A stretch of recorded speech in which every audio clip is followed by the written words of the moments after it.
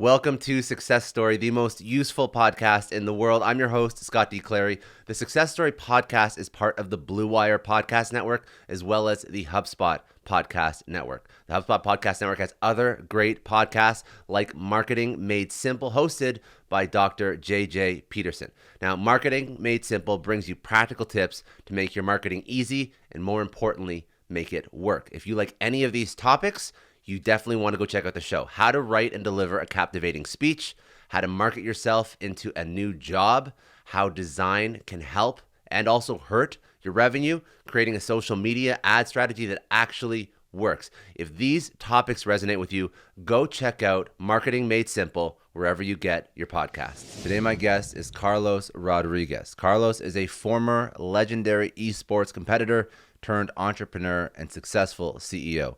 He was born in Madrid, Spain. He came to prominence in esports as a professional World of Warcraft and later League of Legends player from 2006 to 2014, competing and placing highly in international tournaments across the globe. As CEO of G2 Esports, he has grown the highly decorated brand to business success driven by his accomplishments with industry-leading sponsorship deals, production and sales of merchandising, as well as securing multi-million-dollar funding deals. Business leaders and people that have worked with Carlos recognize him as an inspiring and innovative leader with the ambition to revolutionize the entertainment industry as a whole. An incredibly interesting podcast. We spoke about how he transitioned from the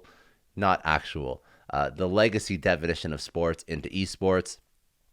We spoke about the evolution of his gaming career, some of the things that he had to work on to be the best, the number one League of Legends player in the world and World of Warcraft player as well. He was it. So he had honed his skills, some of the things that he did to train to be the best, some of the requirements that it takes to operate at that level, but ultimately how the industry has evolved over time and how he's been with this industry since its inception, when he made about $2,000 in his first tournament to when now players are signing multi-million-dollar deals.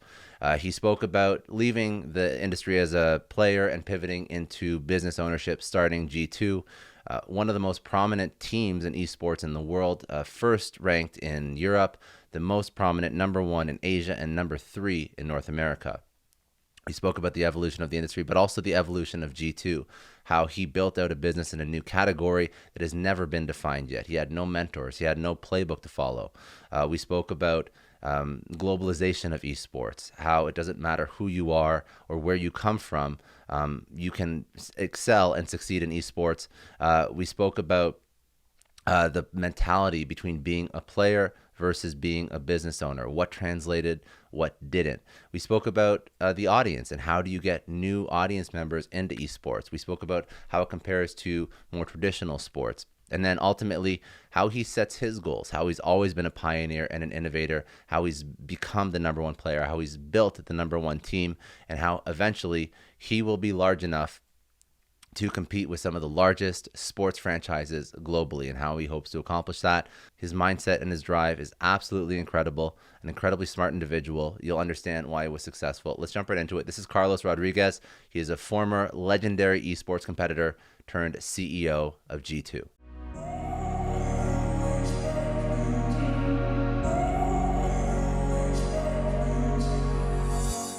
I was probably 13, 14, going to high school. And I never really liked high school. Never really liked to study too much, but I had to because my parents had high expectations of me. But I realized, competing in different sports throughout my life. I played soccer. I played paddle, which is like tennis with walls. It's very well known in Spain and Argentina. I always loved competition. And I realized there was a form of competition that was extremely accessible. I didn't need to buy any gear for it. I didn't need to take a bus. I didn't need to go anywhere. I just could be at home, click 2 buttons, and have competition against somebody around the world.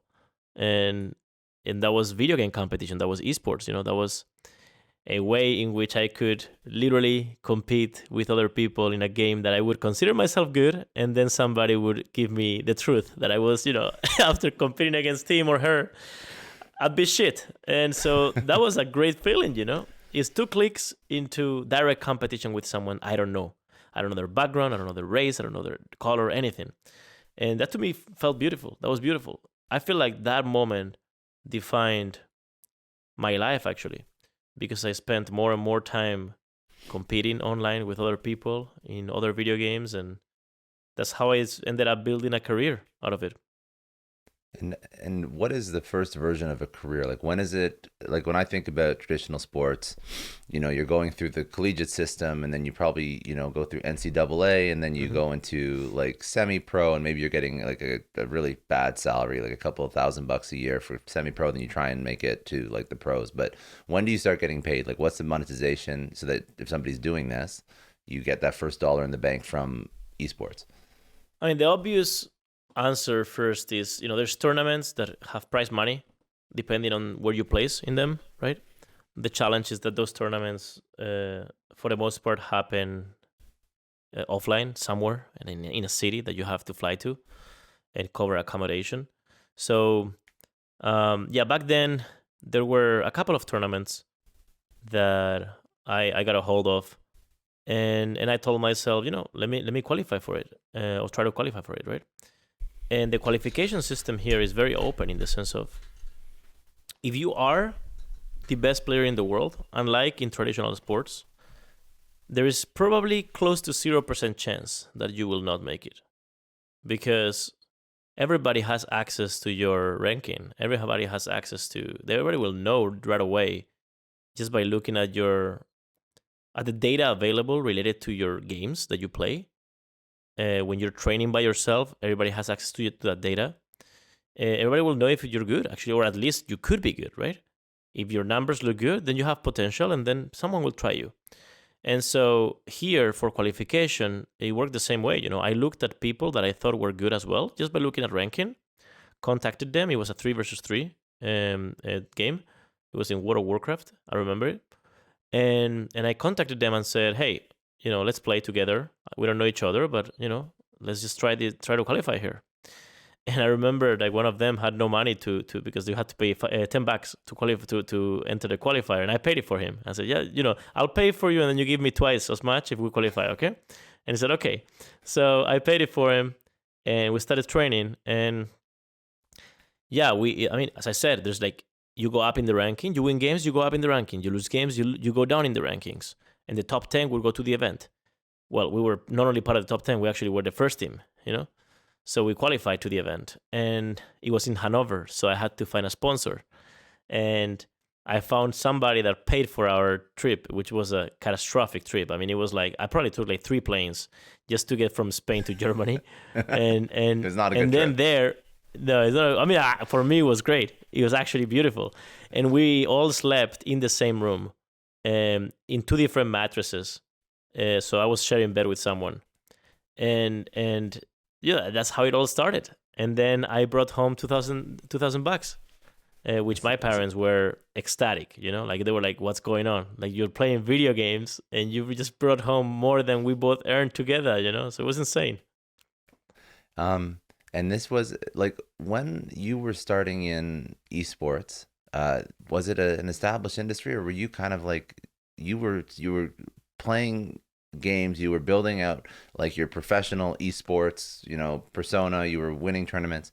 Was that basically as esports was what it was starting to be a esports thing? was very bare bones at the beginning, right? It was really, really bare bones. It's like nothing existed. Yeah. It was like just events, tournaments.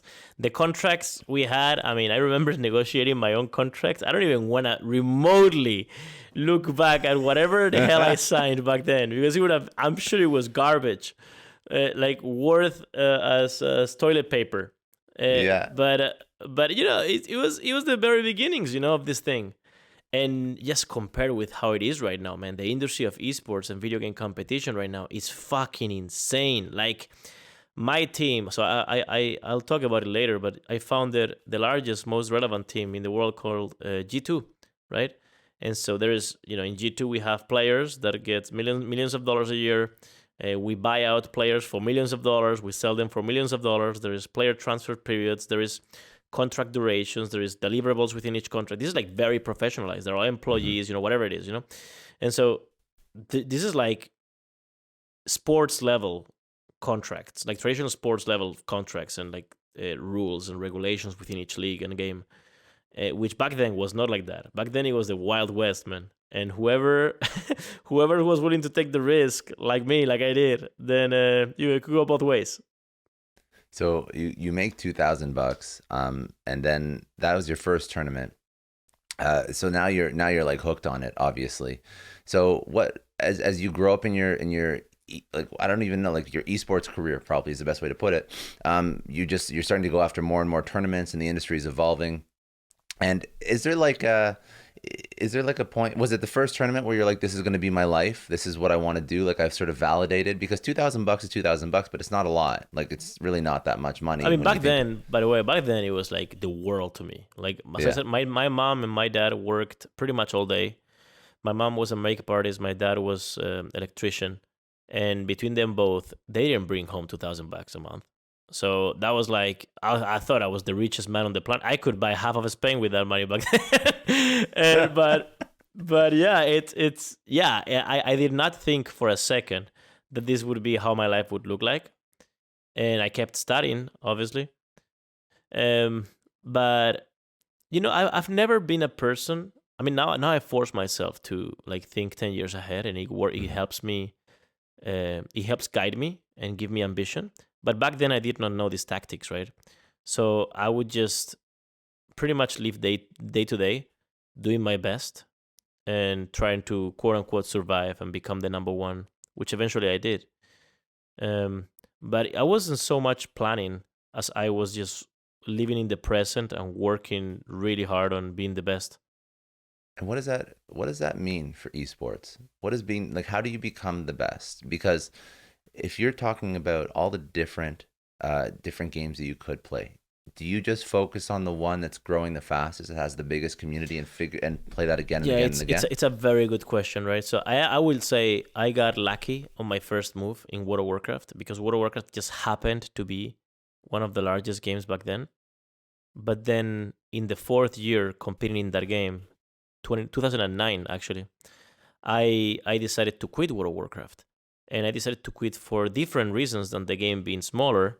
I didn't even think about that. I quit because I felt like I wasn't the owner of my luck. Like I wasn't like the game had certain things that would make it so the class I play in the game Hmm. would just become less and less up to me to win with. So I was like, yeah, I don't want Out to of your rely on control. luck. Yeah, out of my control completely. So I decided to quit, and I quit on my peak. I think I played. I won in Europe, and then I played the World Championship, and I think ended like third or fourth. I can't remember exactly. And the first with my class. There's like different classes in the video game. I was playing warrior, and I was the best warrior in the world, right? And so yeah, then I decided to quit because of that reason. And then I then asked myself, okay, I want a career out of this. So I think I have a gift to play video games. I think that my eye hand coordination is pretty good. I think that I can think on the spot really well as well, and also I have no fear. I mean, I am inherently a very confident person, which is very useful in game to assert dominance whenever you're playing, and facing someone.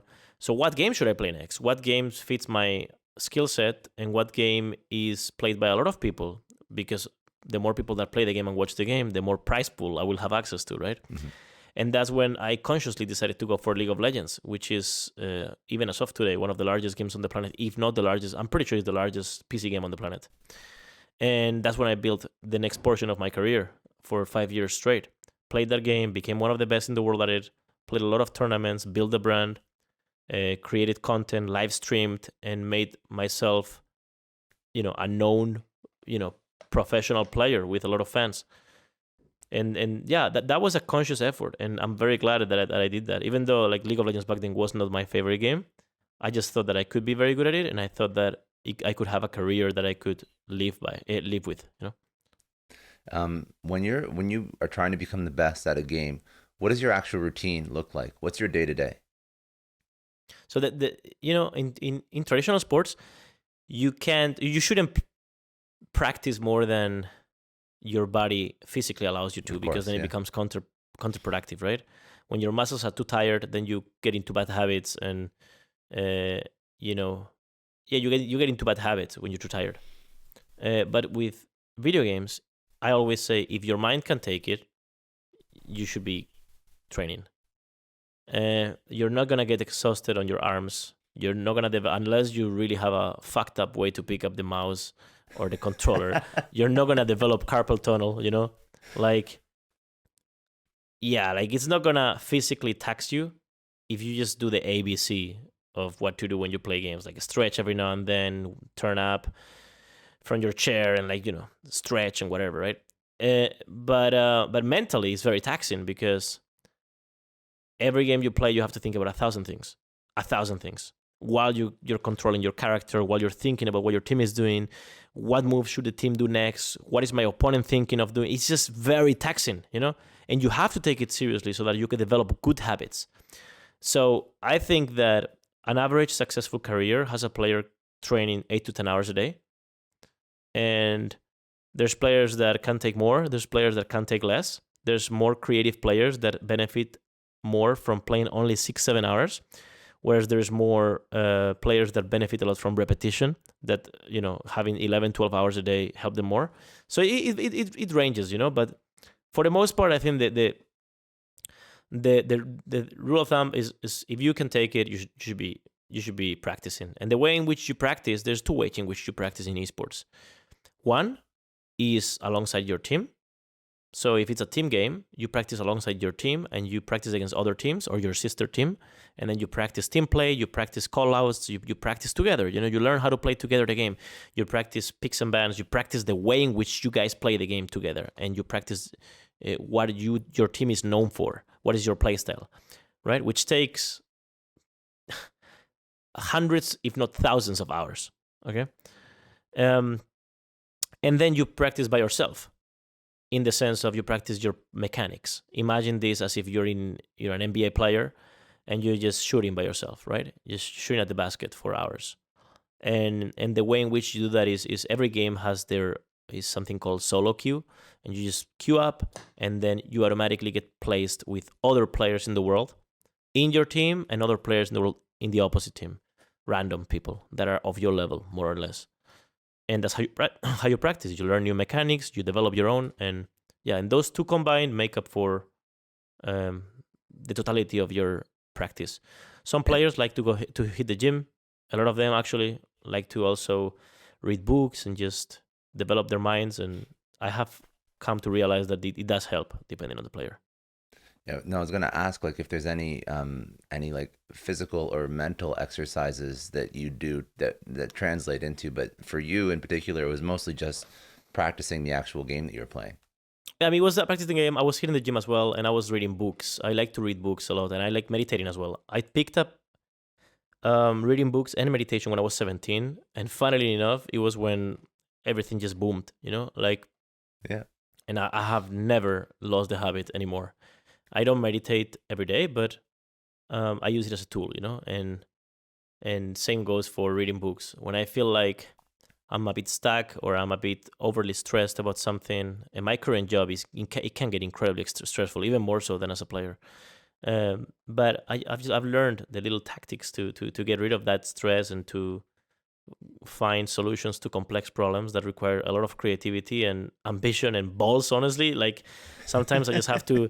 Sometimes I just have to take a leap of faith, and using my gut feel as the faith, and I feel like reading books and meditating and spending time with myself helped me greatly. Yeah, no, I just find it so fascinating because when you look at traditional sports and you find the people that are the best, well, they put in the hours and they put in the work, but then they usually will find the best coach, and that will sort of guide them. And because traditional sports, there's been people that have done it before, right? There's training methods that have done it before. If you're the number one esports player, no one's ever really done it before. There's no coach that has done this as a professional for 10 years, before you were even born, that knows how to train, knows how to navigate, knows how to deal with contracts. So like technically you're more or less on your own. Did you find somebody, or was it you sort of paving the way? Because when I look at you and your story, it seems like you paved the way for how to coach, how to train, how to negotiate, how to build a brand, how to sort of operate at a high level when you're actually as a player. It was just you basically, and probably a handful of other people that were coming up at the same time as you. Yeah, that's actually a good point. Like it is true that I never had a mentor as a player. Like just never had a mentor as a player. That's simple. Because I was not literally the first player, but I was the first player, in One the of them. sense of Yeah. it was I was one of the first players. And I could just look at my environment and say, okay, that works. Okay, that doesn't work. Okay, that guy got fucked. Okay, I was just taking my learnings the hard way. And yeah, you're right. I mean, I had to build my own path, and in a way, that's why I think, and I'm very grateful for this, the industry, um, like my reputation and credibility within the industry is really high. It makes me happy that people look back and see me as, um, yeah, a legacy player that now is touching a completely different um, side of the business. And ultimately, man, I feel like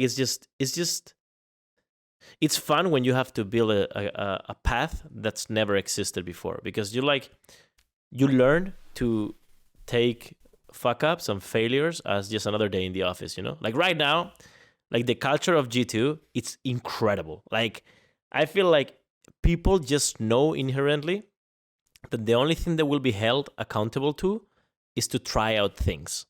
That's the one metric that everybody's held accountable to. Just try out things that haven't been done before, or try out things that you think you can do better.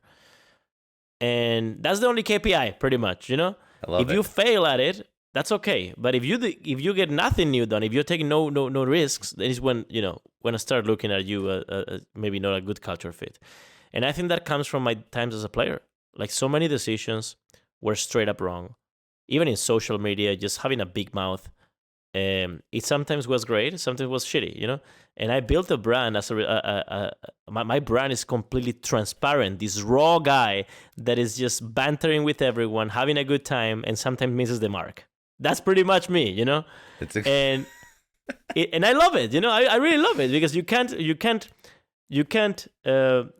what's the word I'm looking for? You can't surf the wave unless you're at the exact proper place in the wave. If you're too high, if you're too low, you're gonna miss it. You're gonna miss it.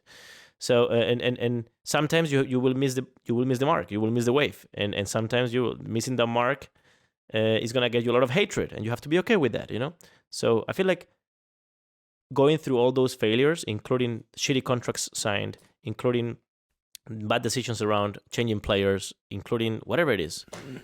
The fact that I can't look at a Bible and just say, okay, I was right, or okay, this is wrong, and just look at just the results of my actions is very reassuring and like almost liberation. It's like a freedom. Knowing that I'm in charge. You can trust yourself. You can trust. I think that's the most powerful thing you can ever do. You trust yourself. You know that if you had to do it all again, you had to figure it all out again. You just trust that you'd do it because you figured it out once, and now you start to understand that if you can figure out and navigate all the good, the bad, and the shit that happened to you, and you do it successfully once, you can do it multiple times, and you probably Yep. your career and your life is going to look different in another 20 years from now, whatever that is, and then you'll figure that piece out. And I think that's probably Yep. the most powerful thing you can do, and you can only ever come to that conclusion if you failed a lot. Because then if you haven't failed, you don't know how to deal with the failure. You don't know how to trust how you'd react when stuff doesn't go the way you want it to go. So I think that's probably And why also you it's just actually, the small things in the day to day, right? Like yeah. small things, whatever small may be. It's like when something is out of the comfort zone, it's like the reason you just don't want to do it is because, okay, what if I do it and then I don't do it properly? Or what if I try to do it and it's just not the expectation I had? It just doesn't matter, just go, just do it. Yeah, what's the worst case scenario? You lose the evening. Like, what is the worst scenario? You lose €100. Like, what's the worst case scenario? Just try it. If you really are feeling it, well, why not? If anything, you get a €100 lesson. I always say that. Yeah, no, I agree. Okay, so as you grew in your career, okay, so you left esports like as a player what in 2014, right? That was like your final year. And how okay, Yeah, so yeah, right about yeah. and like okay, so compare I guess your first year as an esports player to when you left in 2014. You made $2,000 on your first tournament. In 2014, the industry's matured. Just so people who don't understand esports or who don't really know the industry, how much money are people making in 2014 when they're winning tournaments now that it's evolved? What does that I look mean, like? I can tell you about my experience. You know, I was a professional player and also created content, had my own sponsorship deals, had my contract with my team, and played in tournaments, as I said. And so I was racking on my last year on a team. I thought it was 600 and something thousand euros during that year, um, roundabout. Years before, it was probably like a little less, 500 and something, then 400 and something, you know. And probably there was a point where at the very beginning of my career, I was earning maybe 20K, 30K only a Hmm. year. But yeah, it grew organically and fast. Um, but yeah, so 2014, I'd say, was when I quit, was probably the year where salaries, not prize monies necessarily, but salaries caught up to the actual value of players. I remember back then when I was competing, my salary in or compensation in the team I was playing in was not very high. I mean, in comparison with what I was generating per year myself, it was a small portion. Whereas right now, top players, what they earn as compensation from their teams is probably like 70% of their overall earnings, right, for the year. So things have changed a lot in that regard, which gives a lot of security to players and allows them to take this as a without the need of being business savvy like I was. Well, I wasn't like super business savvy, but at least I had like some ambition, you know, to learn things, learn how partnerships work, how to create value for brands and stuff like that. Now players don't necessarily need to have that ambition. They can just be a good professional player that is insane in the game and just come double down on that, focus on that, and they'll get paid well. Depending on the game, of course, right? The larger the game, the more they get paid. It's almost like there's a very mathematical game, you know? Is if the game is played by many and watched by many, you'll get paid more if you're good. You know, It's that's how pretty it is. simple. It's pretty Yeah, simple. that doesn't matter your gender, you know, or whatever it is. You're gonna get paid Yeah. more, and if people don't watch it, you're gonna get paid less. It's just how it is. So, but I think it's pretty well developed right now in comparison. Yeah. Now it's not at the point. It's not at the point, especially in 2014, where like some of the salaries that you see in like professional sports, right? I'm just curious about the viewership too. So when you look at traditional sports and you get a signing, you get a 5, 10, $20 million contract, whatever that is, and sometimes much bigger than that too. There's so many eyeballs and there's probably so many dollars that you're supposed to bring into the organization. So uh, in 2014, when you're getting paid like $600,000, that would still be considered like a low salary in a professional sports arena for most leagues. Um, so where is it now? Where is esports now? I want to talk about G2, but where is esports now in terms of if I'm the best player in the world and I'm signing up with a certain league, what do those bonuses look like? Are they in the millions? Because you mentioned before, now you buy players for Yeah. millions. Now Yeah. it's starting to catch up. It's like it's very much. Yeah, for sure. Let's imagine you win world championship plus your salary plus what you earn as a streaming and stuff like that. You're probably earning $5-6 million.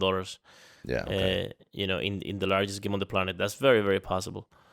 Um, Again, it depends on the game, but that's very possible. Yeah, and also keep in mind that players have what 3-4 year contracts, and if Yeah. they're getting paid just a basic minimum compensation of a million point two or something, that's already a 3.6 million contract guaranteed over the Yeah. course of 3 years, or like $4.8 million contract over the course of 4 years. That those start being large numbers, you know. Yeah, that's starting to definitely like compete with like the types of contracts you see with traditional Yeah, sports. and I was actually checking. I have an Excel sheet. I did with my co-founder. Is a mentor of mine actually. His name is Jens Hilgers. He built the largest esports league in the world called ESL. They just sold it for $1 billion recently, and he's my co-founder in G2 as well, and he's been my mentor for the longest time. And we together made an Excel sheet checking gross revenue of traditional sports teams like NBA, NFL, and so on, and the valuation of those companies. And we see that where NBA, NFL, specifically NBA, because NFL is a little bit of a different beast, but NBA, thinking of salaries and thinking of corporate value and thinking of gross revenue, like the pace in which esports is growing is essentially 5x what sports was growing at. And if things are to be keeping up this pace, in no more than 5 to 10 years, we will be looking at current esports teams, the top ones, racking the same valuations and revenue numbers than a lot of the traditional sports. And again, it's a different, very, very different business. But a lot of the things, or some of the things, are similar. At the end of the day, it's audience watching competition, right? And there's different ways in which you monetize that. In the case of esports, there's a lot of sponsorship deals. There's a lot of consumer products, especially for the top teams like ours. And there's one more layer, which is the digital merchandise, which traditional sports teams don't necessarily have, besides maybe some NBA 2K deal they have with a video game or whatever. Mm-hmm. But here we sell G2 skins in game, in many different games. So what this is items that don't make you play better, but make your weapon look different or your character look cooler. They have a G2 mask on it or something, right? And so for that, fans pay whatever it is, $5, whatever it is, and we get a cut from it. And so that's another large, fast-growing revenue stream. But one thing we don't have is media rights, right? Because someone owns the video game. Nobody owns basketball.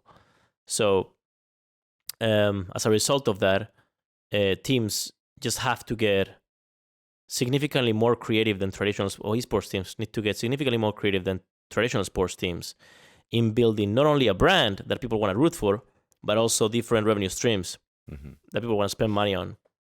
But that is being cracked on right now, and you can see the progress of the last, specifically 2-3 years. It's been incredible to see, actually. I just want to take a second and thank the sponsor of today's episode, HubSpot. Now, security is one of the major issues big tech is currently facing. From AI scrapes to data leaks, starting your business solidly can be just as difficult as growing it securely. HubSpot is on a mission to help your business grow better with a CRM platform that grows with you. Start your venture with HubSpot's easy-to-use, secure website builder that scales with your business. As you grow, ensure your team of 2 is just as secure as your team of 200 with secure sign-on, content and asset partitioning, and scalable team permissions. Whatever comes next, make sure your business is ready for it. Learn how your business can grow better at HubSpot.com. You also have an opportunity. So, you're right. You don't have media rights, but what you do have is you have global access, where most sports teams are regionalized, and and most of the revenue comes from a city, right, or a country. That's right. That's where you have a huge advantage, because if you look at some of the largest, like for example, we look at soccer or football in Europe, not like American football, like European football, and you look at the reason why it's so big, it's just because the fan base is spread out across so many different countries, so many different regions. But if in the States, China, Southeast Asia, South Africa, South America, all these areas. But the States, you have money there, but there's a cap. There's a big cap. It's true. But there's a cap. Like if I want to if I want to talk about different franchises, if I go to even Green Bay Packers, you're gonna have some fans outside of Green Bay, Wisconsin, but you're not gonna have probably many fans or dollars coming in from the UK. Yeah, you have the nostalgia effect of having gone with your granddad to the stadium when you were young and whatever. So it's like a regional hook, that they have. In esports, you're absolutely right. I mean, specifically, for G2 specifically, we're probably the most global brand at the moment. We're the largest Western brand in China in games, in gaming. We are number 1 in Europe and number 3 in North America, which in turn makes us the largest within the context of esports.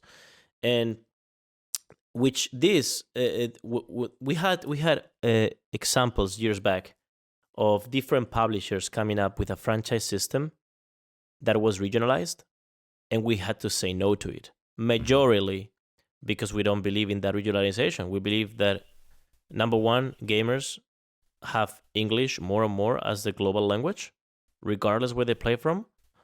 Again, there's differences, right? Like Russians playing with Russians, they speak Russian, right? Brazilians playing with Brazilians, they speak Portuguese, right?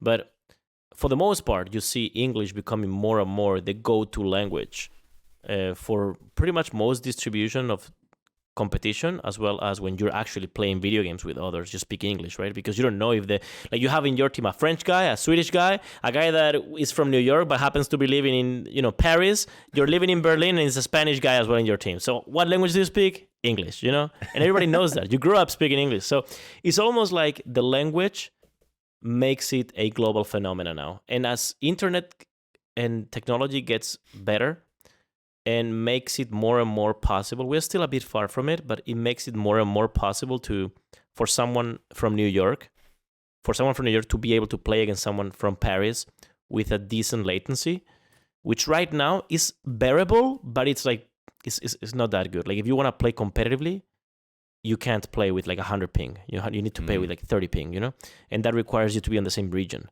Now that barrier at some point will be hopefully gone, and when that happens, absolute globalization will be achieved, where you can literally play against anybody around the world in one language, English. And then what's where you got born worth? Nothing. Like, it doesn't matter what your background is. Actually, that's one of the things I love about gaming.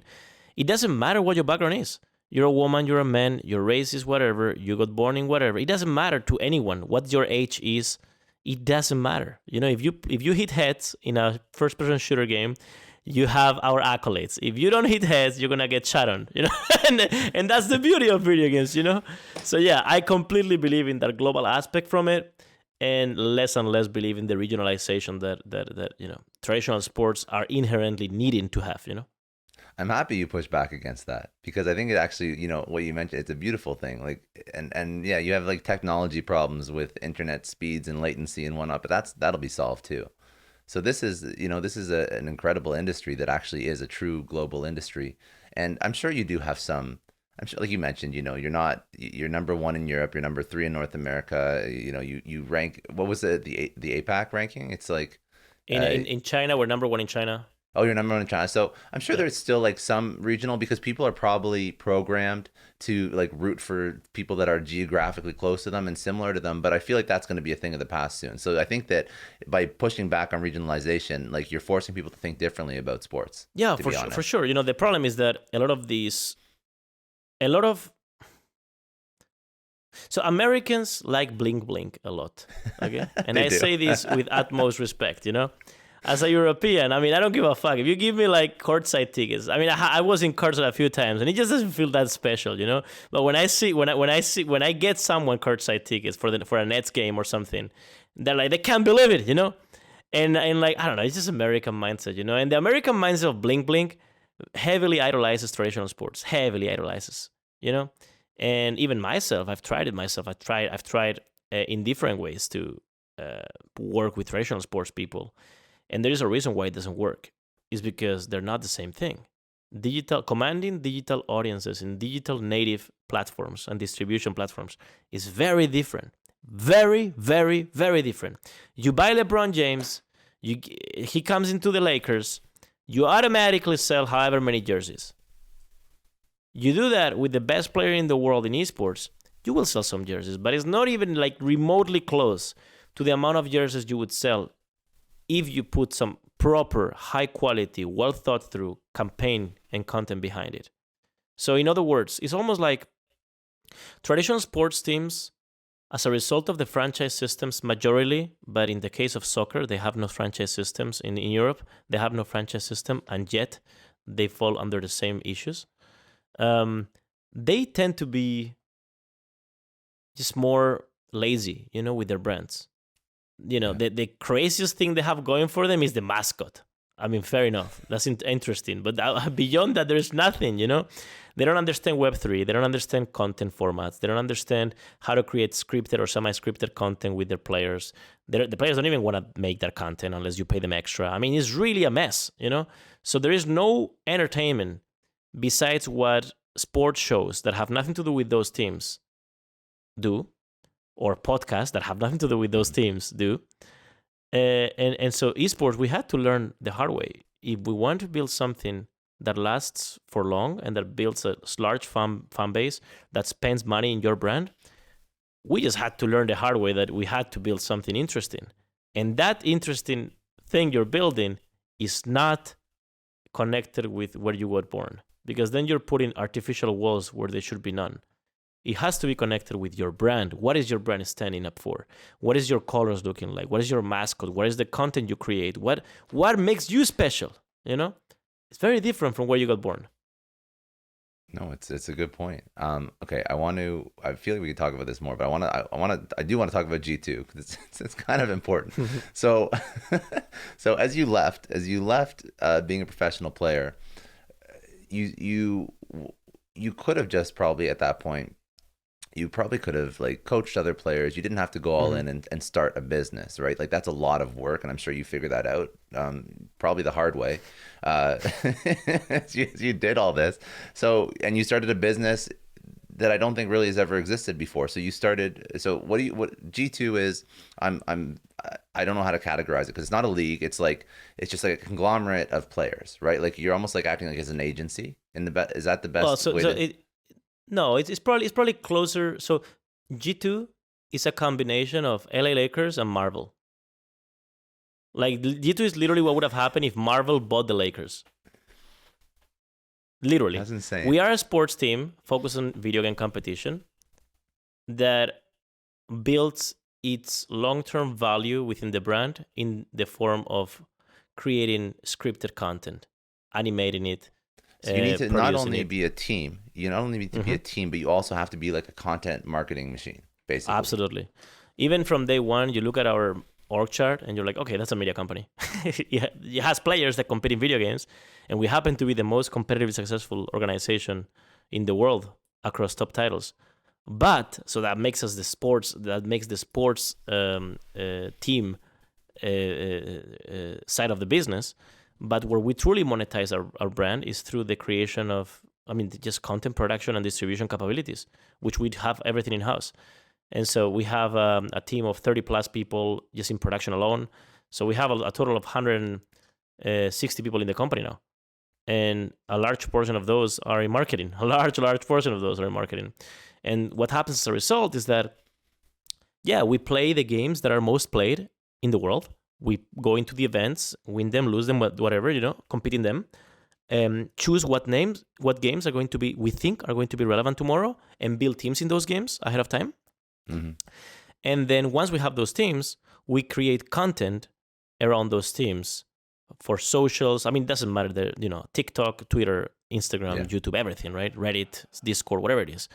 And then with that, we build sort of we build our community that every day that passes, games come and go, but our community continues to grow. Why? Because if one game dies, the community evaporates? No, the community goes to another game that is maybe close to what that game used to be. Maybe it's a first-person shooter. Maybe the community will go to another game.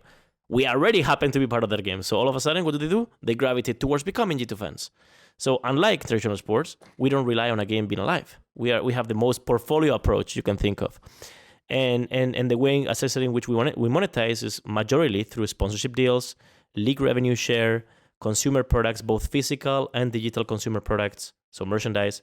And of course, depending on the team, there are teams that make a lot of money by selling players, sort of like Ajax in soccer in Europe, or like other teams that just tank tank the season every single time and try to get good drafts, draft picks and trade them, So there's teams like that.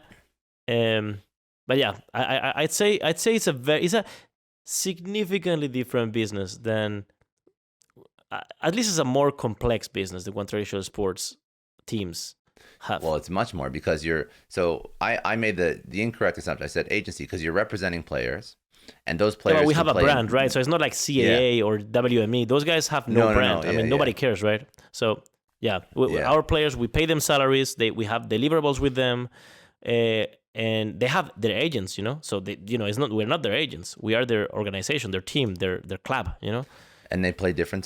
They're playing different games. So you're playing different games. You're creating content for them. It's like I don't think what you've built at G2 actually exists in traditional sports. Like I don't think that entity actually exists. It doesn't. Yeah. It doesn't. It's a media company with heavy focus on video game competition. That just doesn't exist. When you first started it, what did you do first? Did you find all the players that you wanted to bring on, or what was the first version of G2? I built a team and I decided to play for that team. I was an quote unquote an attraction. Everybody knew me, right? And they were like, "Oh my God, you leave a top team to create your own team, starting from zero, not even second division. It was like fifth division, okay?" And I'm gonna do it. And so I brought people on board, and I competed until I realized, my goal was to compete until I found somebody better than me. I was already quote unquote old for an esports competitor, and I was already, after competing for 9 years, I don't know, like your targets and ambitions. When you have won MVPs, have won trophies, have achieved everything you wanted to achieve, what's left to be achieved? Then your motivation goes down, So I just wanted to phase out eventually, until when I found my replacement, which I did. And then when I found my replacement, I just quit professionally and just focused all in on being the founding CEO of G2. I bootstrapped the company from zero with what I earned as a player, put all my money there. And Jens joined me very, very shortly after, and I consider him a co-founder. He is a co-founder, and then together we started, pitching to different investors and honestly surviving. And eventually, after survival was accomplished, thriving. Trying to look for ways to become larger. Increasing the ambition of our targets. At first, I wanted to be a team people know. Then I wanted to be one of the largest teams in Spain. Then I wanted to be one of the largest teams in Europe. Then I wanted to be the largest team in Europe. Then I wanted to be one of the largest teams in the world. Then I wanted to be the largest team in the world. And now I want to be the media brand focused on video games that's largest in the world, which of course it's a strong target considering things like Fortnite exist. Like, but it's I'm always a big believer that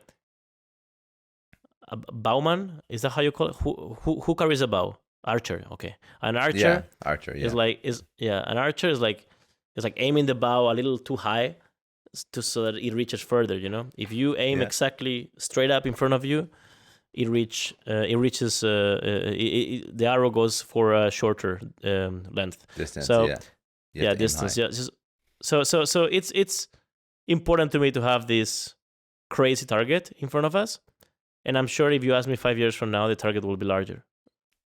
What was the biggest mistake, the biggest mess that you had to clean up when you were starting G2? What was the one thing where you're like, shit, this isn't gonna work out? I'm actually not good at. I'm good at learning a strong lesson from each of those, but I'm not good at like keeping them in my head. As a token of shame. It's almost like I feel like a good one is the actual name. Okay, so it's G2, right? G2, and you're like, what does G2 mean? Like G2 means nothing by itself, but the beauty of G2 is that when I created the team, and here's the first fuck up of many, I thought to myself, oh my God, this name, nobody has it. Gamers2.com. What a domain. How is nobody getting this domain? Gamers2.com. Oh my God, we are all Gamers2. That's a beautiful fucking slogan. Yep, I learned the hard way that my English language skills were not up to par back then. And and at some point I was like talking to myself, and I was like, brother, what is this? Like, what were you thinking? What is this name? It's so cringe, it's so tryhard, it's so not English native, And so I decided to rebrand, right? And we worked on like 1,000 iterations of a different logo. And then we realized that you could make with the G and the 2 a mask.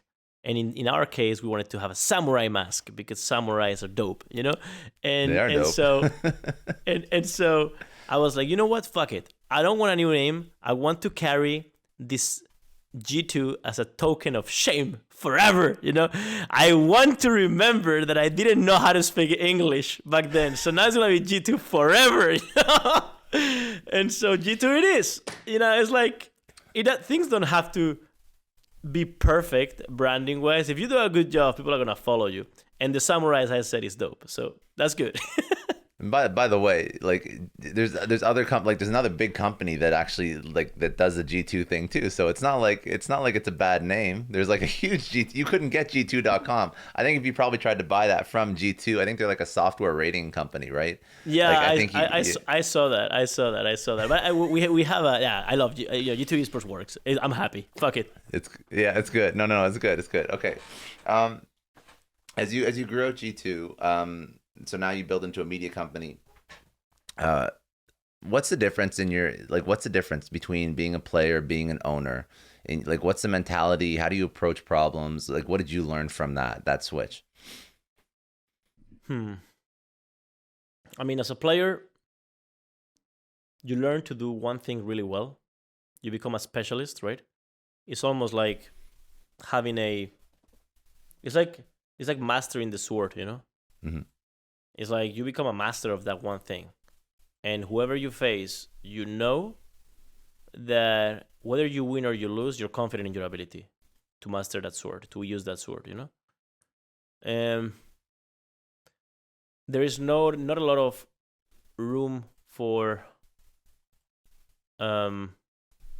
extraordinary ways to approach your work, because the game has a set of rules you have to follow, and you can be creative within those rules, which for an overly creative person or artistic person, it can be a constraint sometimes, actually, because after playing the game for 1,000 hours, you realize that those constraints exist, and you just learn to live with those.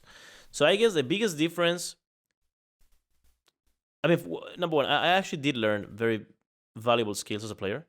Number one, I learned how to deal with people in high pressure situations. Some people like to be told, "What the fuck are you doing?" Some people like to be told, "Hey, let's go through this together, okay?" Because I think there's something we could do better, And I learned the value of having people around you that know how to take responsibility over their actions and not be cynical about everything. So as I was player, but I was also the captain of my teams. So I did a lot of changes to my lineups and over the years. And sometimes those changes were good. Sometimes those changes were bad. And I learned what makes up a good group of people. It's not just mechanics. In other words, it's not just skills. Is the attitude, actually, what makes up a good group of people. You need a minimum set of skills, of course. But after that minimum set of skills is matched, is achieved, you need attitude and a perfect merge of attitudes. And a group of 5v5 needs to have the humble guy that is the supportive mindset, that will go out of his way to help a teammate when he's in need. We will need the super cocky guy that is a wholesome dude that just loves the video game, but it's incredibly cocky. And you know that you live by the sword and die by the sword. If he has a good day, it's great. If he has a bad day, you lose. You need to have the guy that is very serious and telling everybody, come on, get our shit together, You need to have that captain figure. You need to, right? And so there's different, depending on the game as well, right? So learning what each game needs in terms of the types of attitudes mix within each team is something I learned as a player, and something that I still to this day deploy in my job today. So it's not like my previous career as a player was useless. Quite the opposite. A lot of the skills that I developed then, I still use to this day, But the biggest differences, I'd say, is the ability to be creative.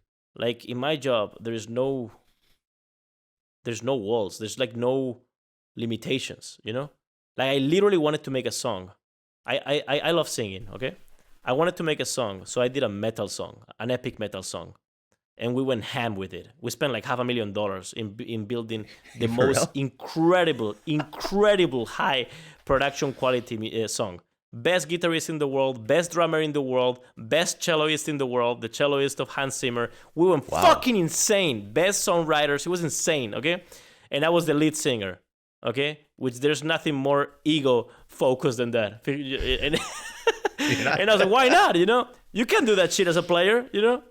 So yeah, it's just my job allows for a lot of creativity and a lot of fun. Sometimes I'm focused on video content, on approving scripts, on approving the final video, on approving the music, on the actual scoring of our pieces. Sometimes I'm focused on how we distribute all of that. Sometimes I focus on social media, the quality of our posts, which social should we get into next, understanding KPIs, are we ahead, are we behind, understanding consumer products, how consumer products look like. Then sometimes it's investor pitching time. Sometimes I have to close sales. It's like, and sometimes, very often, I have to spend time on the actual esports teams, the quality of the lineups. Do we have to improve it? Sometimes there's problems. They call me, hey, Carlos, 3 a.m., I'm homesick in Korea, whatever, and I have to speak with him. And it's a different job that touches on a lot of different things. So it's so fun, bro. I would do this. I always say, when I'm a billionaire, I will literally do what I'm doing right now. I love, dude. That's literally awesome. The same thing. You know that you're doing the right thing when you could say that. That's amazing, man. Confident as well. No, it's good. I thought one of the things you mentioned before was interesting. Like, you wanted to get it you want to be the largest brand, I guess, esports team, media company in the world. And there's a lot of competition for that. And I think in one of the interviews I listened to before, you said you want G2 to be the Real Madrid of esports, which is awesome. So well, I remember that. Yeah. It used to be my dream to be the Real Madrid of esports, but now it's my dream to be in a position to acquire Real Madrid and not do it. Good.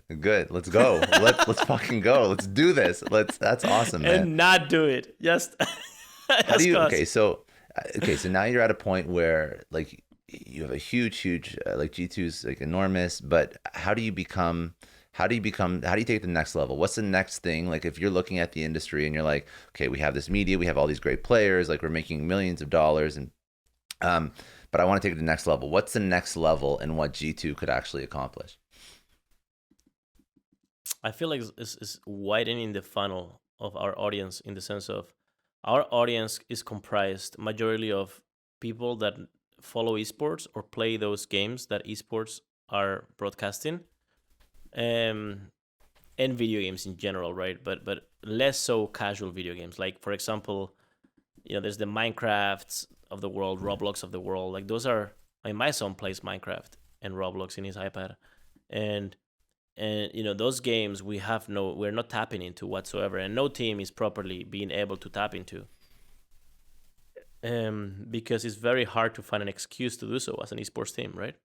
So for us, the next step is to widen that funnel of audience, and we're gonna do that through our exact know-how, which is content production, animation, VFX, scripting, fantasy, and connecting that with our esports team.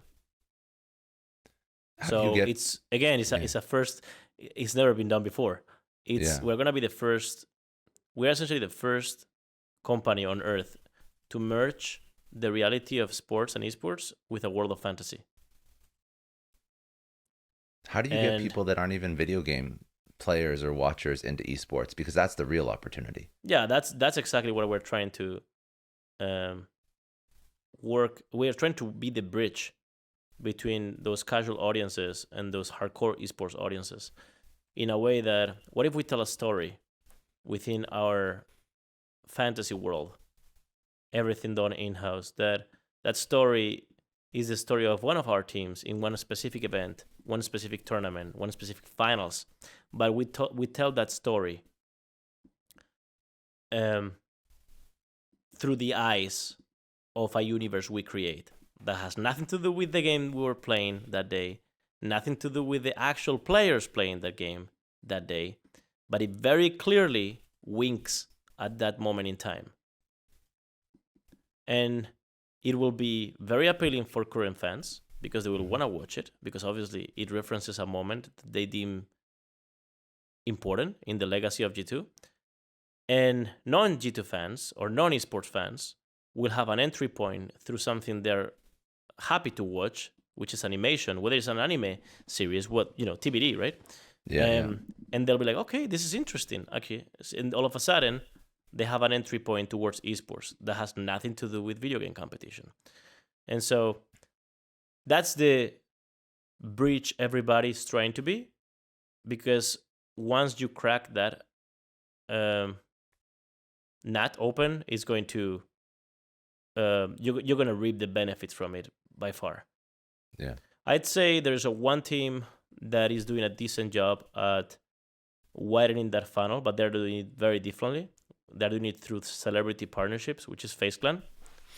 FaZe Clan has a lot of celebrity partnerships, with Snoop Dogg and whatever, but that's just prohibitively expensive. I mean, in the sense of FaZe Clan is not a company, like this is it's a family bakery store. You can't really expect to build a business on the back of giving people shares to represent your brand, So, yeah, that's why that's the not everybody's trying to crack.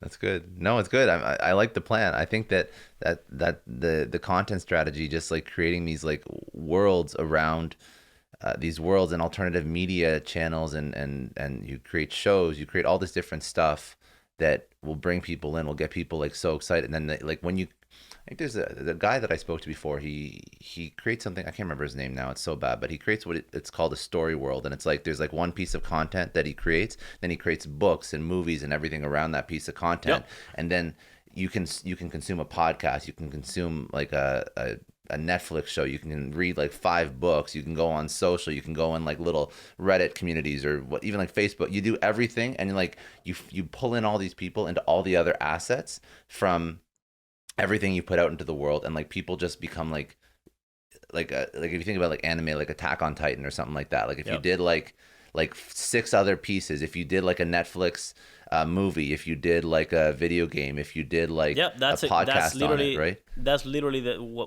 that's literally the way we think and thought always about G2. G2 is a universe, right? It's the universe of G2. We play many different games. Each game is different from one another. Each player is different from one another. Each piece we create is different from one another. We script or semi-script most of our content. So every piece is literally different from one another. And we're telling stories consistently. Sometimes those stories are real. Sometimes the stories are made up. And this is no different than that. We're just doubling down on that goal of ours. And that G2 universe, we want you to consume it in many different ways. Through music, like the song I just told you about, and the scoring of our own content. Yeah. It's just a form of, it's like a 360 media. It's to add layers in which you can consume G2. That's our goal. That's awesome, man. I love it. And entertain this way. And I want to do a couple rapid fire at the end, but just a couple questions to close off about G2. What's one thing, after you've been in this industry for so long, what's one thing that you would change about it? What's one thing you don't love about how esports has evolved? Yeah, trying to copy paste what works in traditional sports, which typically happens as a result of bling bling, like I said, because they get starstruck by people in the sports world, or because they lack the confidence to know that we actually are the best industry pertaining commanding digital audiences and how to talk to them. You don't talk to them the same way you talk to traditional sports audiences. The ads, the commercials for esports fans and gaming fans are different, must be different than the commercials for sports fans. The humor, the esports fans see through the bullshit, man. It's incredible. Like you're not gonna lie to them. Like this email you received from the Saudi prince that wants to give you Bitcoin or some shit. Like that's just like that automatically. There's a 0% chance if these people play one esports game. There's a 0% chance that email is gonna get ever responded. Okay, it's a different audience, bro. Like it's just you cater to this audience differently. No, that's funny. Okay. I just want to take a second to thank the sponsor of today's episode, swag.com. Now, if you've ever received a corporate gift or swag in the past, how many of those gifts did you actually keep? Probably not many, which is probably because the stuff that you got was not so great. I've gotten like a lot of stuff from trade shows and from companies in the past that I've just thrown out the second I get it. So this is why you need to check out swag.com. I've been on the receiving end of getting garbage gifts. I've also worked in companies where I only had access to a really, really small inventory of stuff that I wanted to give my customers and my employees, and I knew that it wasn't going to resonate. I knew that it was going to suck. So what is swag.com? Well, it's like swag upgraded. It's the best place to buy custom gifts and swag that people will actually want to keep. So they sent me a box because obviously they're sponsoring the show and I wanted to see what it's all about. I've worked in businesses. I want to make sure that the quality of their stuff actually was up to my standards, because I can tell you right now that when I get garbage, it goes right into the trash. It really goes right into the trash the second I get back from the trade show or the conference or whatever. So I received one of the custom swag boxes from swag.com. I loved the unique packaging, so it was a beautiful unboxing experience.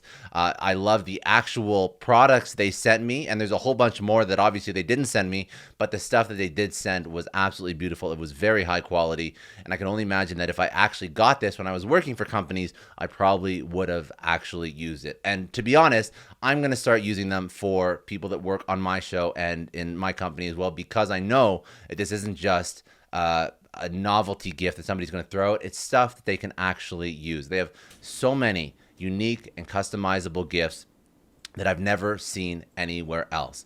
They have custom yoga mats. They have custom Apple AirPods. They even have branded kayaks, which I did not know was a thing. So they carry all these premium brands like North Face, Yeti, Nike, and more. And it's all customizable with your company's logo or artwork. So you're even able to create custom swag boxes full of great branded items, and then you actually deliver them in a custom unique box. With swag.com, they take care of all of your swag at their warehouse and they ship it to individual addresses. Or if you prefer, you can just send it to a bulk location in one single shipment. It's easy to manage from their online portal, which you obviously get access to. So if this is something that you think would benefit you, if you have clients or customers or a team and you want to go the extra mile and you actually want to give gifts that people appreciate, which is the whole point of giving these gifts in the first place, go to swag.com for the perfect swag and custom gifts. Right now, they're giving everybody who's a Success Story podcast listener a special offer. It's 10% off your entire order, but only when you go to swag.com/success and enter promo code success10. Remember, for 10% off, go to swag.com/success and use promo code success10. Where do people connect with you? Where should they go? What's the socials, website, all that? So best ways is socials, but we have a website, obviously, g2esports.com. Our Twitter at G2 Esports and my Twitter at Carlos R. We pretty much read everything, even though there's like thousands of mentions every day, but we pretty much read everything. If there is a comment, a question, anything, I'll gladly answer. And I'm readily available. I love Awesome. coming in touch with people that are not aware of esports, what it means, how to even remotely get a hold of the first, a tournament or something. Maybe just try to figure out which game is for you. It's also a good way to banter and talk and have a topic of conversation with your son and daughter, because a lot of those are playing and watching. Do you have like an incubator program or something for like people that are just starting out? Like, do you have like info, like if somebody's like, I want to get into esports, I want to go watch a tournament, like, do you have info like that, or do you have like a up and coming players program where they can like? That's actually a beautiful question. You know what? I don't think anybody has that, but it might not be a bad idea. Actually, we're so tunnel visioned into our industry that we just lack the creativity to look outside of it. But that's actually a pretty good point. Let me actually write it down because it's I interesting. think it would work really well if I was getting into esports and I've never played a video game, or I play video games like casually. Probably that's the first person you want to target. But if you had like a mentorship program where you like pair like up and coming like video game players, and it would take like not that much time, to be honest. Yeah, that's a very good point. And at least to get them to understand, okay, if you want to watch a tournament or like what, or figure out what game is for you, this is the place to go. I'll say though, like twitch.tv, TWICHT.tv is the largest live stream platform for video games. And you can just browse in there which game could be for you, because there is games for all tastes. Like, there's first-person shooters, there's car games, first-person car games with sim racing rigs that is like really advanced as well. There is like FIFA, of course, NBA 2K. There is card games. There's all kinds of games for all kinds of people. And if someone tells you I don't like video games, it's because they haven't found a video game they like. Guaranteed. You know, it just makes me think about, like, you know, the story of like how like Mac and Apple got like so popular is because they gave like free computers to everyone in college, in like universities and colleges. So by the time they graduated, they all used Macs and they all used computers, and then like That's crazy. they were going to their jobs. Yeah, dude. So you do the same that sounds thing. Like an expensive marketing tool, but I take it. But imagine, no, seriously, it's an expensive marketing tool if you have Macs. But if you're just doing that with esports, like you're not giving anything physical, it's just time. It's time, true. And that's it. And you right. are the people that bring like everybody into the industry. You know who's going to be. Well, first of all, you're going to have the best pick of new players. They're going to be hyper. You're going to have people like that are like huge fans trying to get onto G2s. You got the best pick of players. We do stuff with the universities though. We do, you know, we get involved early in their lives and try to add value there with nothing That's has changed. Yeah. And nothing has changed and it's worked. You know how?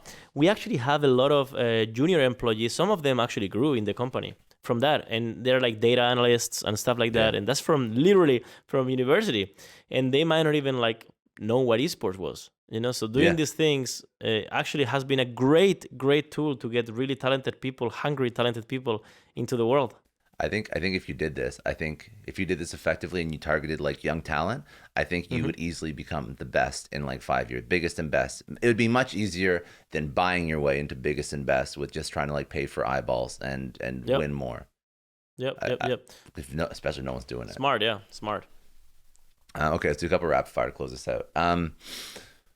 Okay, obviously, this rapid fire, I'm just fucking it up. It's like a slow fire. No. You take as much time as you. I don't give a shit, man. Like I say, rapid slow fire, man. Yeah. The Spanish guy just can't stop talking, man. Somebody should have warned you before.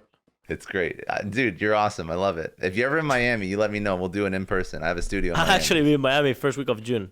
Are you for real? Okay, so I'll give you my info. You let me know. All right. Okay. Awesome career as a player, and then you built out a huge business, but what keeps you up at night now? I'm incredibly ambitious, bro. I mean, I feel, you know, oh my God, this is a good example that is gonna make me look like I'm out of my rukus. So I went to a Hans Zimmer concert earlier this week. No, last week, okay? I thought it was like Wednesday last week. And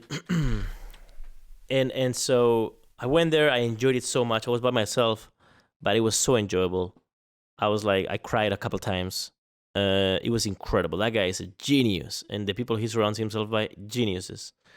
Well, can you believe that I couldn't sleep? I was thinking for 3 hours. I couldn't sleep because I was angry that I couldn't put that show together if I wanted to.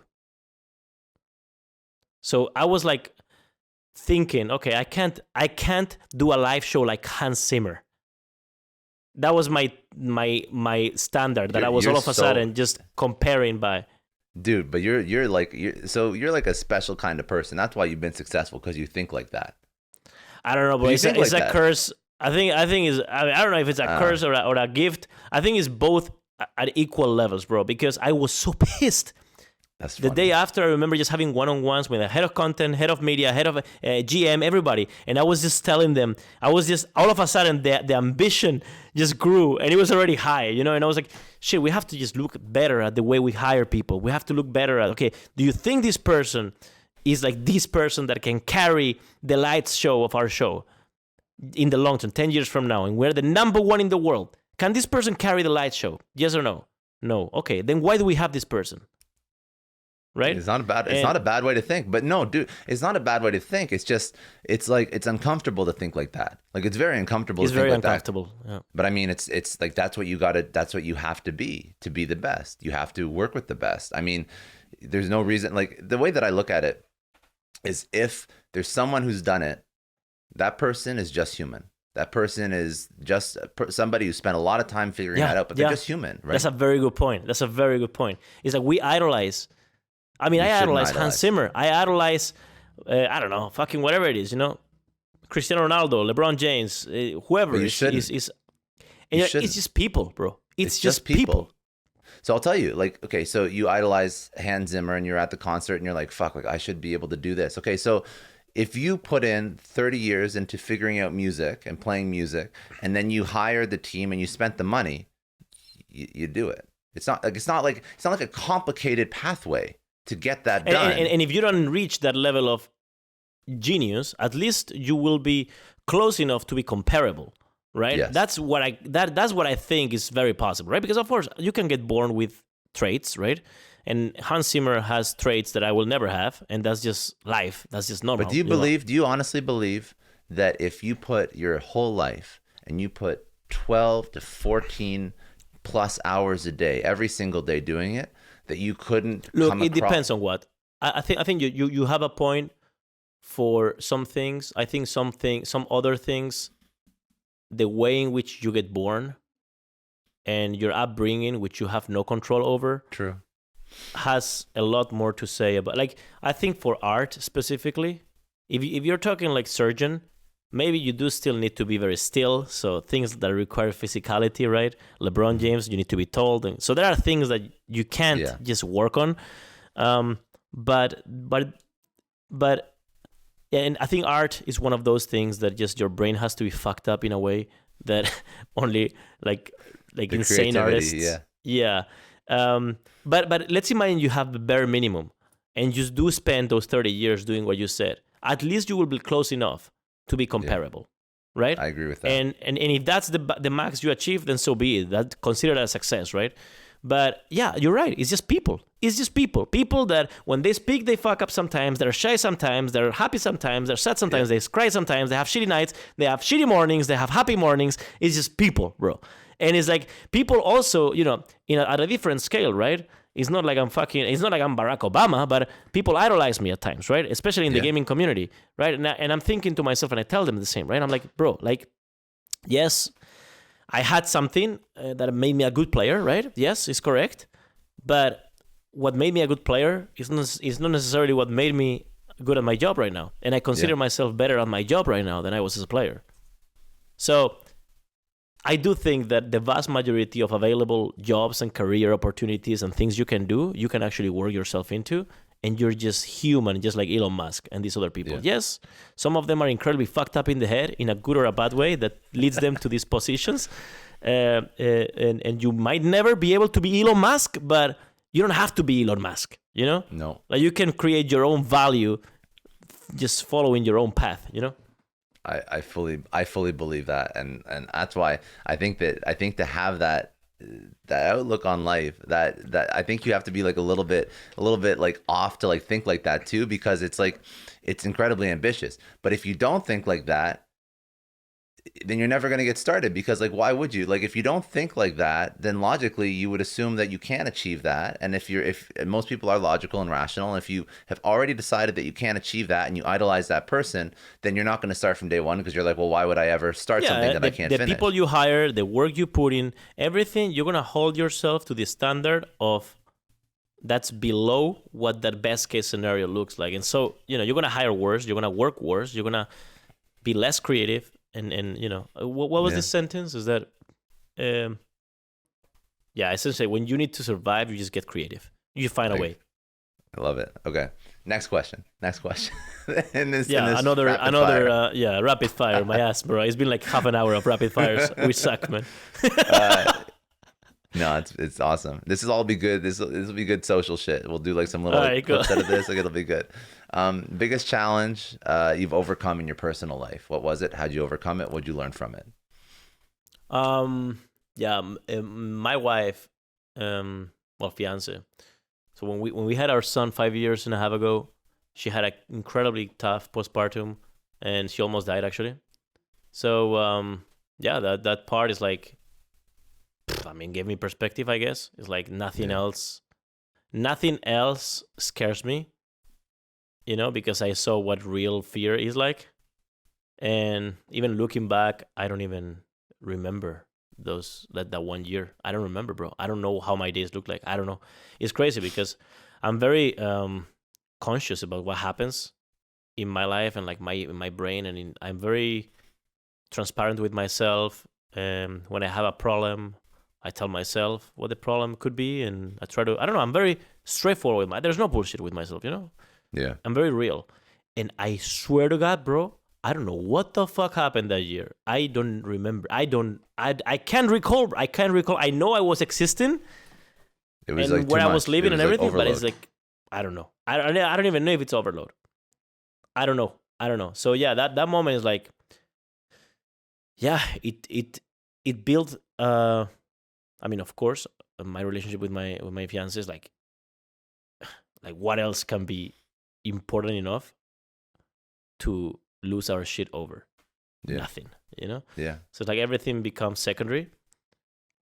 But at a personal level, just knowing, I mean, the fact that your life is finite, yet the life of those around you is finite. Yeah. It puts That it in perspective. yeah, it allows you to enjoy things more and live fullest more and take more leaps of faith.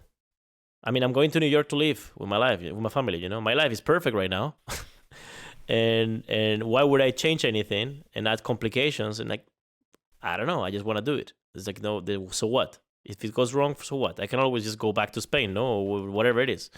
It's like, what's the matter? So I guess that's the biggest thing I have overcome, and it's a bit selfish because it wasn't me who overcame it. It's my wife, my fiance. But Yeah.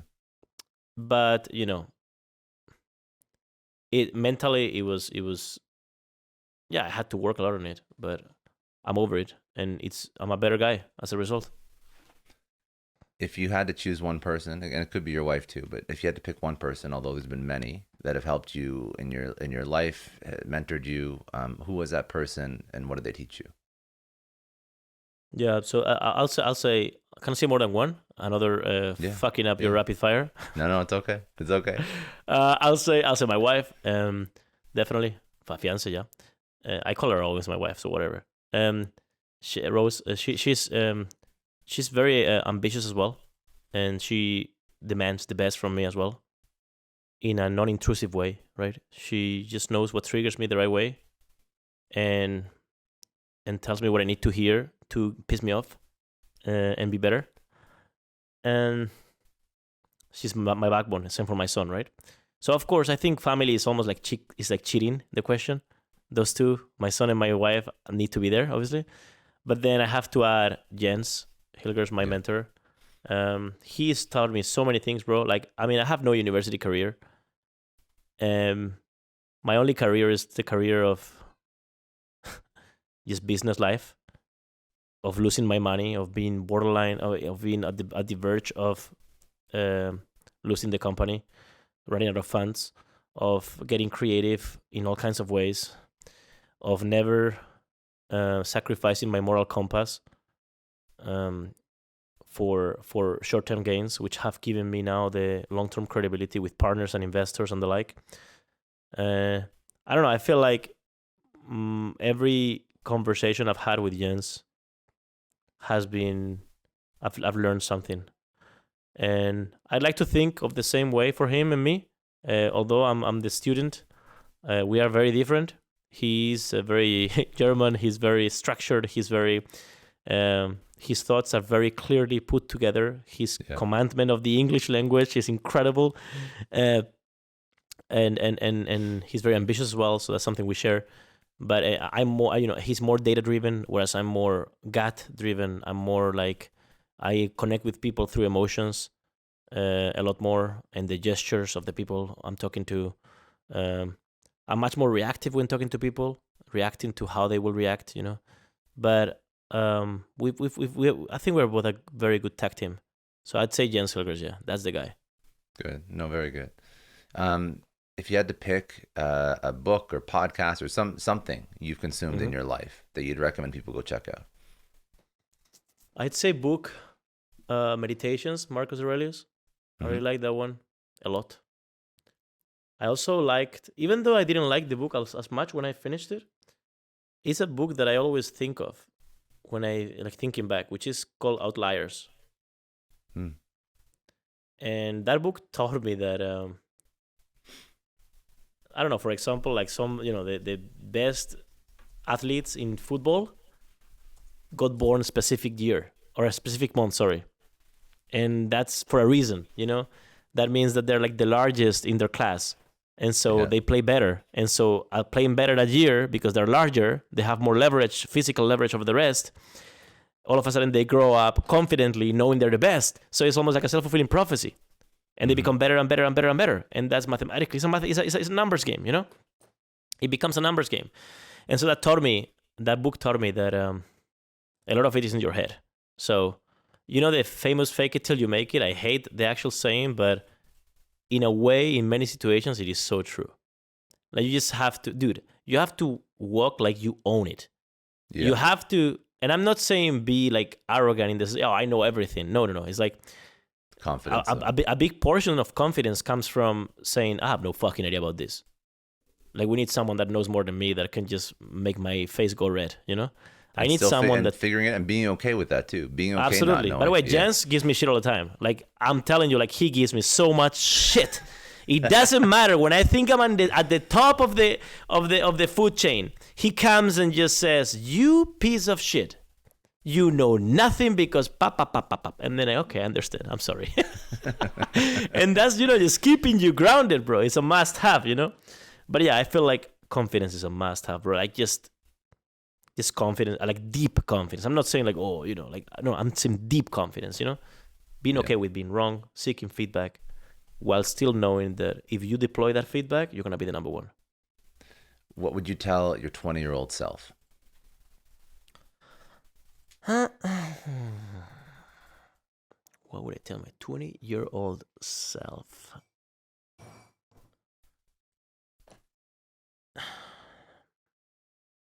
Don't call it Gamers 2, you Spanish son of a bitch.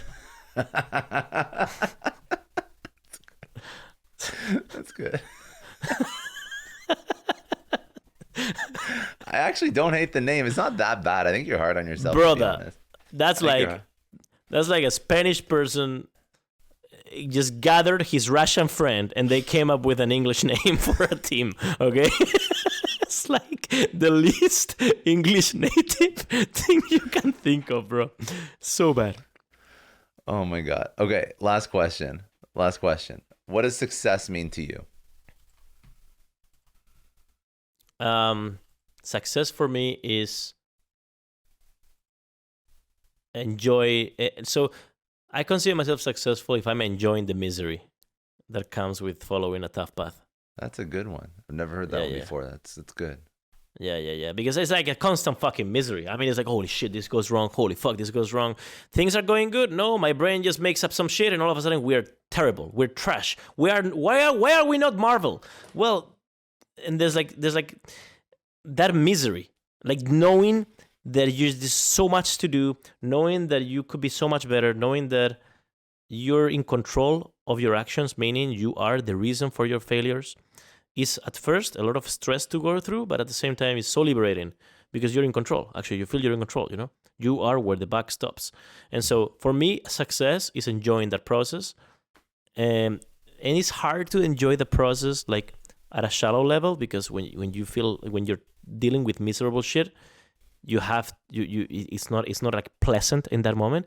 But at a deep level, if you do enjoy it, if Monday comes and you're waking up knowing, okay, let's fix some shit, It's like, that's success to me, I love and it's not for everyone, but it works for me, man.